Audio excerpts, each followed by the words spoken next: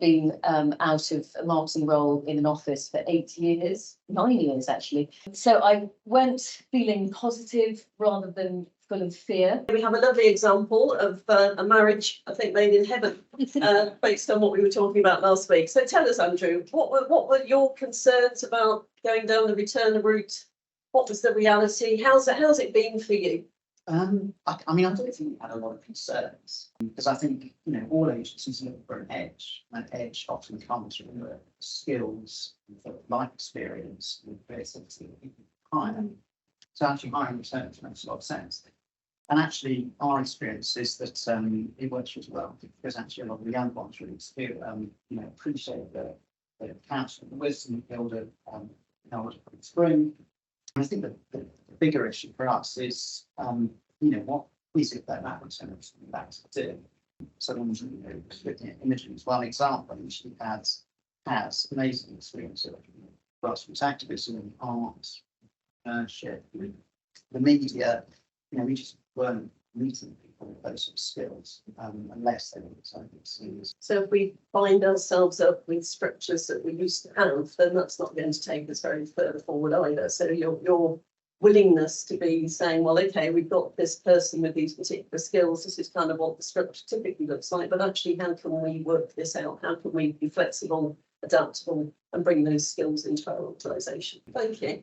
So Imogen, then, how are you getting stuff done? What's it been like for you being a returner? What would you like to tell us? Well, so thinking back to what it was like at first, I started the job with the usual fears that you might expect. How on earth am I going to juggle getting 2 children, 5 and 8, into school and then getting into work, not looking flustered on time, and the technology, getting my head around all the new platforms, because I felt that I might be a bit out of touch. But that was actually countered. The overwhelming feeling was one of gratitude. Gratitude to be going back into, an exciting high-powered role in an agency. Gratitude to my employer for taking a punt on me, because I'd been out of a marketing role in an office for 9 years actually. And so that was pretty bold. So, I felt huge gratitude, and also to the Back to Business Ship scheme for allowing me to meet Set Newgate through the speed dating program, which I think is absolutely brilliant. So I went feeling positive rather than full of fear. I didn't, my experience of the first, say, 3 months, frustration didn't really come into it. It was challenging. But I think because Set Newgate has quite a collegiate, flat structure that very much focuses on the unique capabilities of individual consultants, I felt respected for my experience from the get-go. I did, you are in an agency, obviously there is no slow start. In the final interview, I was talking to Andrew about, I said, oh, well, I expect when I arrive, I'll spend 3 months getting to know ropes, getting to know, clients' needs before I start putting my head above the parapet. And in fact, I was told in no uncertain terms, you'll be jumping in the deep end because, we're under-resourced and we really do need you to sort of hit the ground running. So in the event, that was fine. I did hit the ground running. Within a couple of weeks, I was, in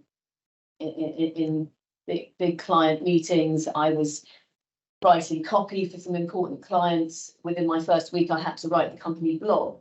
But it was absolutely fine in the end. And the whole sort of getting up to speed with the technology, that turned out to be a molehill rather than a mountain. And I think also what was important was that I came back 3 days a week. So I didn't come back to full time, and I think that really helped.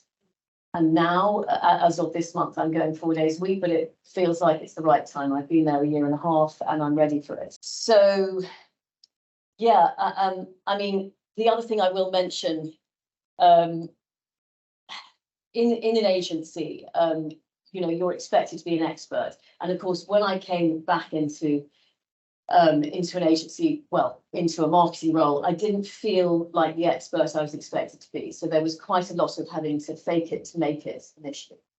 But that was absolutely fine. And I did a lot of research, a lot of listening.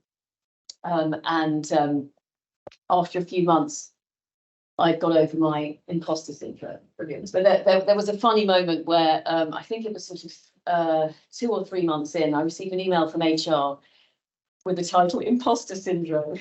And I thought, they're on to me. They found me out. They found me out. And in fact, it was a deck that was showing how everybody feels imposter syndrome. And in fact, our CEO, Emma Kane, even talked about how she felt it herself, and in certain situations. So that was actually very encouraging. Well, you're in good company. Judy Dench also has imposter syndrome, and is always convinced she's going to be asked to leave a rehearsal room. So yeah. So It's very being very supported by Andrew and by the organisation. very supportive. Concerns around technology. I'm still getting to see with technology. And dealing with our inner critic and our imposter and tuning that down and just allowing yourself to step into that space and do all the things that you know you can be well. What would be your top piece of advice for any returner or potential returner listening to us this morning? Well, I mean, in terms of getting the role, the speed dating platform, initially I had 10 minutes to sort of pitch myself.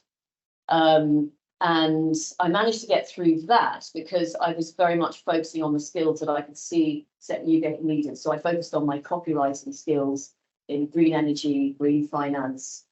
So that got me through to the next stage, which was, a sort of bigger Zoom interview with Andrew Kelly, head of communications. And there it became very clear to me there was no specific role that they had in mind. So I thought, oh my goodness. So after the general chat, I thought I'm going to have to invent a role. I'm going to have to pitch them a role, which I did. I wasn't asked to, but I just sort of suggested this is what I'd like to do at your organisation. And I think that clinched it because later on in the face-to-face interview, I was told that it was my tenacity that had impressed them. And so I would say just if there is no obvious role, just invent a role that sells your experience and your skill set.